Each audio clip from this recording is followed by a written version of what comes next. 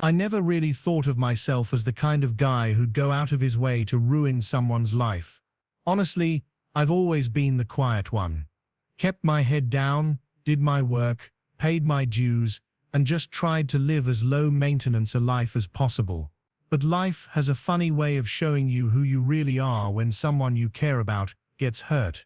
And back in the early 2000s, when the internet was still a curiosity more than a necessity, I learned just how far I was willing to go for a friend. It was the fall semester of 2003, and I was enrolled at our local junior college in Northern California. I didn't have a big plan at the time, was just working on general ed credits and trying to figure out if I wanted to go into business or computer science. My job wasn't glamorous either. I worked part-time as a student employee in the administration building. Basically, I was one of those guys behind the desk that helped with paperwork, data entry, and random office grunt work. But the pay covered gas, textbooks, and the occasional burrito, so I wasn't complaining. That was also the semester I moved in with Lucy. Lucy and I had met the previous spring during a required public speaking class. Of all the places to fall for someone, it happened over a cringy, persuasive speech about school cafeteria food. We started dating not long after that, and by September she suggested we move in together, mostly for rent savings, but also because we were spending all our time at each other's places anyway. It felt right, comfortable. We were both 20, idealistic, and trying to carve out our own space in the world. Lucy was this earthy, warm, big-hearted kind of person, always ready to invite someone new over, always bringing people together. Our apartment, this dingy little two-bedroom just off campus with ancient carpets and a perpetually leaky faucet, somehow became the unofficial hangout spot. Game nights, movie marathons, potlucks. Most of the people who came by were friends of hers from her classes, but I didn't mind. I liked the noise, the chatter, the feeling that I was part of something bigger than myself. That's how Sarah came into our lives. It was a Thursday night in late October, and Lucy had invited a few friends over for board games. Among them was Sarah, someone she'd met in her psychology elective. The moment Sarah walked through the door, something tugged at my memory. Her curly brown hair, nervous smile, the way she tucked her sleeves around her hands. I knew her from somewhere. And after a bit of small talk, we realized we'd gone to the same high school. We weren't friends back then, just familiar hallway acquaintances who occasionally exchanged awkward nods. But that recognition melted the ice instantly. Sarah fit in seamlessly. She was thoughtful and funny in this dry, understated way. She didn't try to dominate conversations or play up to anyone. She just had this quiet presence that made people feel at ease. After that night, she started coming over regularly, sometimes for dinner, sometimes for movie nights. She always brought something with her: homemade cookies, weird international snacks she'd found at a market, or just stories about her chaotic part-time job at a sandwich shop downtown. And then there was Jay. Jay was her boyfriend. The first time he showed up, maybe 2 weeks after that initial game night, I remember feeling like the room got colder. He wasn't rude, exactly. Just off. He'd sit on the edge of the couch, arms folded, like he was waiting to be asked to leave. He rarely spoke unless someone directly asked him something, and even then, his answers were clipped, sometimes sarcastic. At first I thought maybe he was just shy or introverted, but it quickly became clear it was more than that. He didn't want to be there. Or rather, he didn't want Sarah to be there. He came over maybe 2 or 3 times in total. Each time was worse than the last.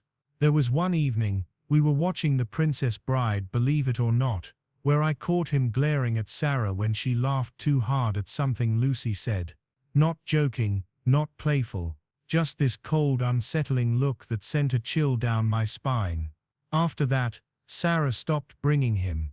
She made up excuses, said he had work or was studying. We didn't press. Truthfully, no one really missed him. Still, something was off. I noticed Sarah becoming a little quieter. She smiled less. She started checking her phone obsessively during hangouts, even when it wasn't ringing or buzzing. Sometimes she'd cancel last minute or show up looking like she hadn't slept. Lucy noticed too.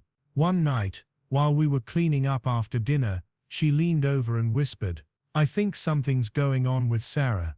She doesn't seem okay." We didn't want to pry. We figured she'd talk when she was ready. That moment came on a rainy Tuesday night in early December. Lucy and I were curled up on the couch watching reruns of Friends when her phone rang. It was Sarah. I could only hear Lucy's half of the conversation, but the tone was immediately different. Urgent, worried, hushed.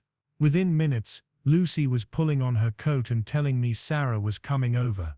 She didn't explain much, just that Sarah was upset and needed a place to go.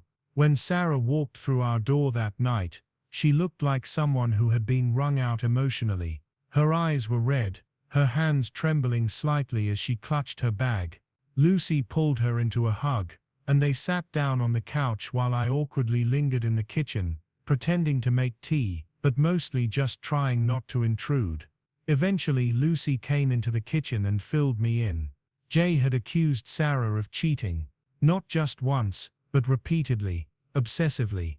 He didn't say with whom, just vague paranoid accusations. That night, things escalated. He screamed at her, called her things I won't repeat.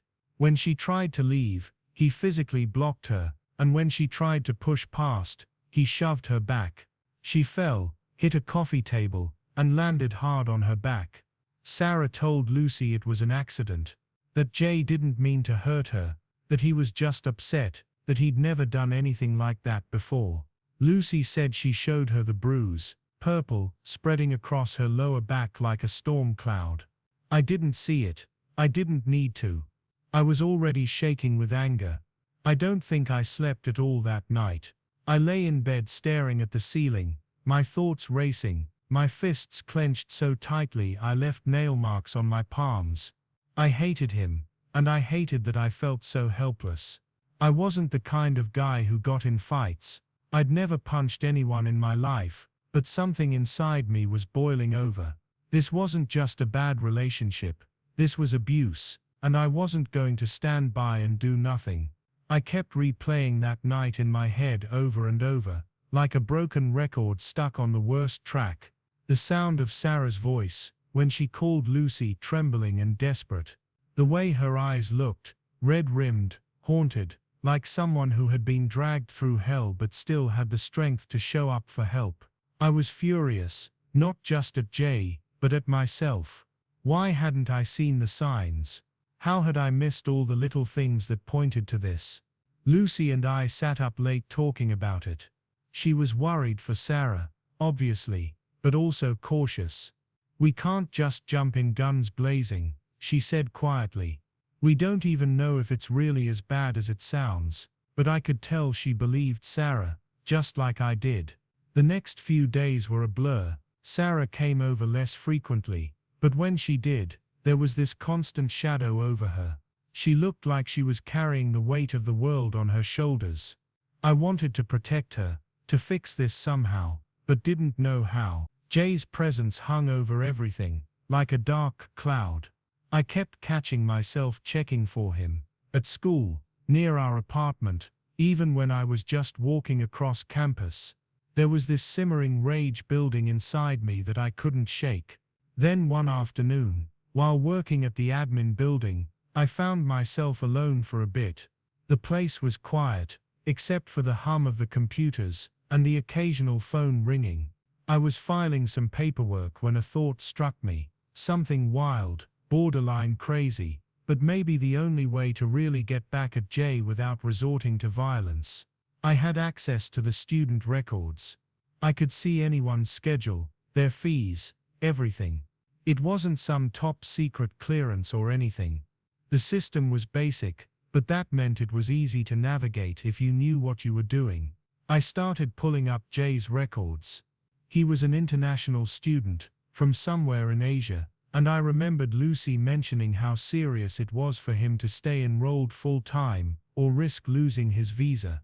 He had a schedule full of classes, and some of them had hefty course fees attached. A dark plan began to form. I wouldn't hurt him physically. I wasn't like that, but I could make sure he couldn't attend school, not without the money or the classes.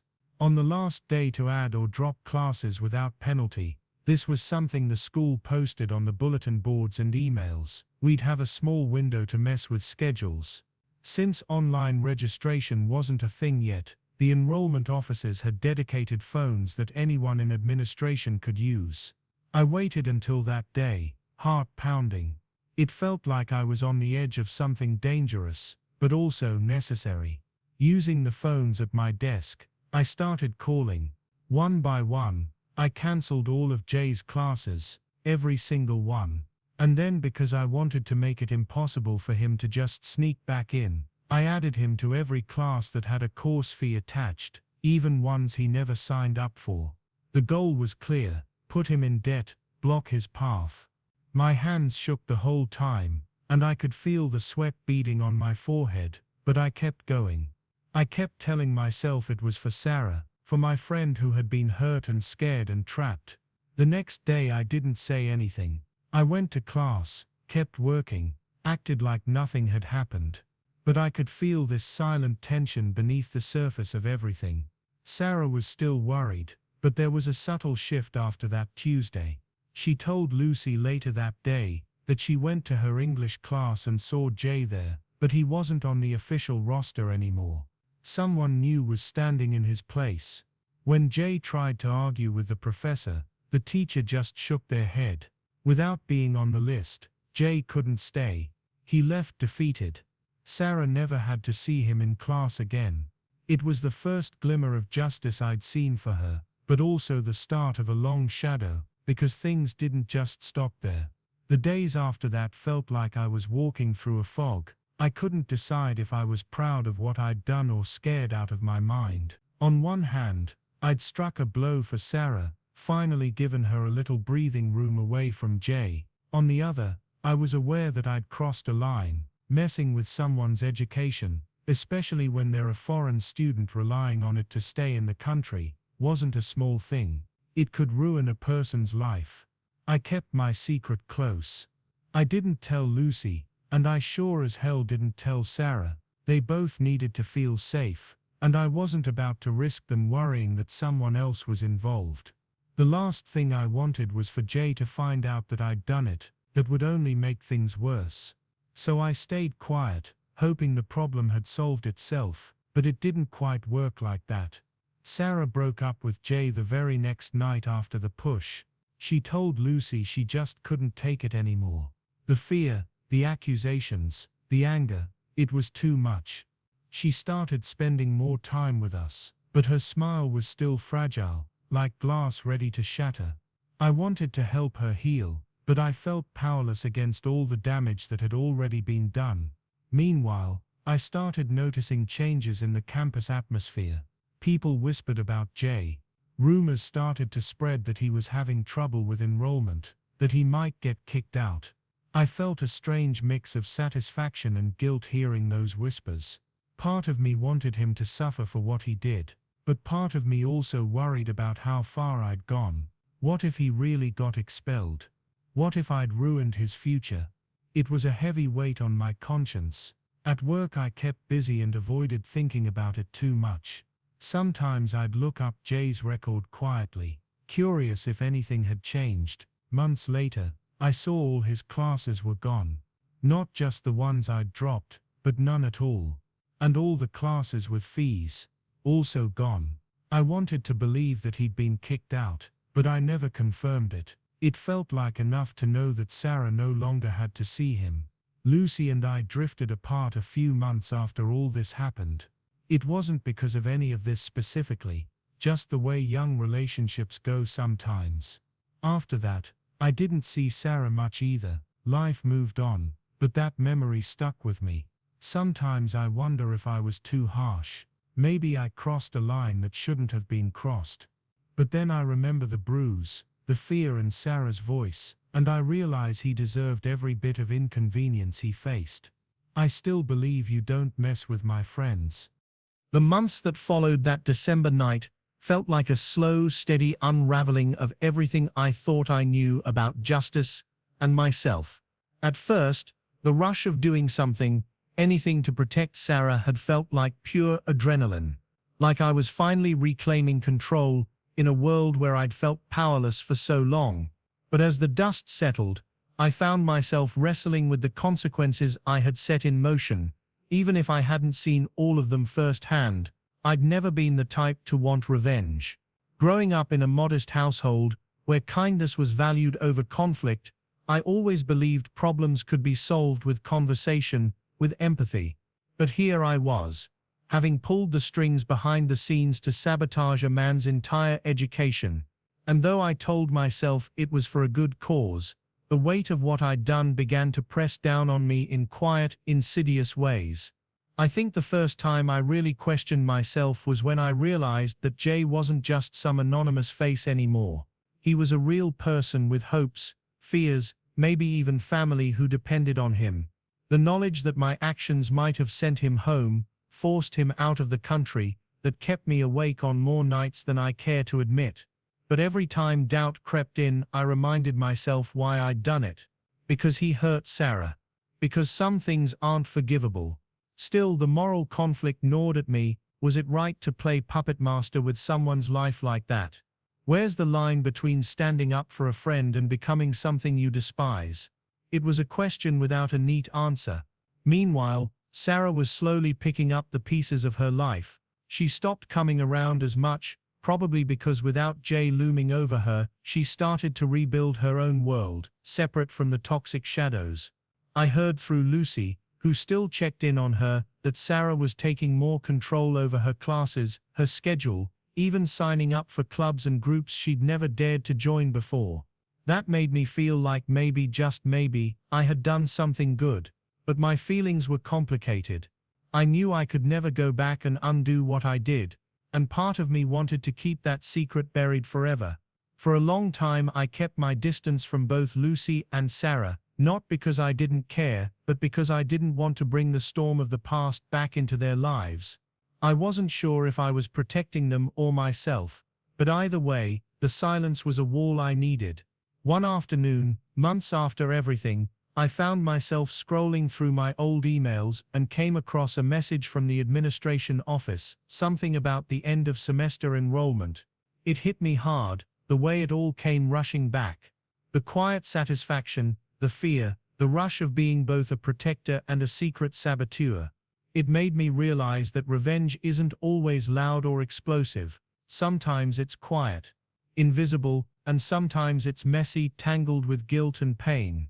But I also knew one thing for sure: if someone ever hurt my friends again, I wouldn't hesitate. Because there's a line you don't cross. And if you do, you'd better be ready for the consequences. Years have passed since that cold December night, when I made a choice that changed not only Jay's fate, but my own. Looking back now, it's hard not to feel a mix of emotions: pride, regret, even a bit of sorrow for the person I was and the person I became. After Lucy and I broke up, life shifted in ways I hadn't expected. College ended, I found a decent job, moved to a new city, and tried to leave behind the weight of those days. But the memory of Sarah, and what she went through, stayed with me like an invisible thread pulling at my conscience. I never told Sarah what I did. Not directly, partly because I didn't want to risk reopening wounds, and partly because I wasn't sure she'd understand. Revenge isn't always clean or heroic. Sometimes it's ugly and complicated. Just like life. Every once in a while, I wondered what happened to Jay. Did he manage to finish school somewhere else? Did he ever realize who had turned his world upside down? Did he even regret what he did to Sarah? I didn't want to know for a long time. The questions were heavy, and the answers probably wouldn't be simple. What I do know is that Sarah never had to share a classroom with him again. She was free from his shadow, able to rebuild her life without fear. That was worth everything. Sometimes late at night, I think about the cost, the morality of what I did, the thin line between justice and cruelty. Was I too harsh? Could I have found another way? But then I remember the bruises, the fear in Sarah's voice, the desperation in Lucy's eyes. You learn that sometimes, protecting the people you love means getting your hands dirty, It means stepping into shadows you never wanted to enter. It means making choices that haunt you even as they save others.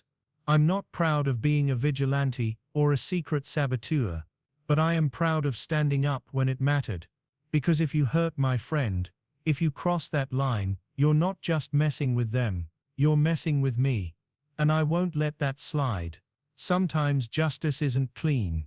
Sometimes it's complicated. But it's always necessary.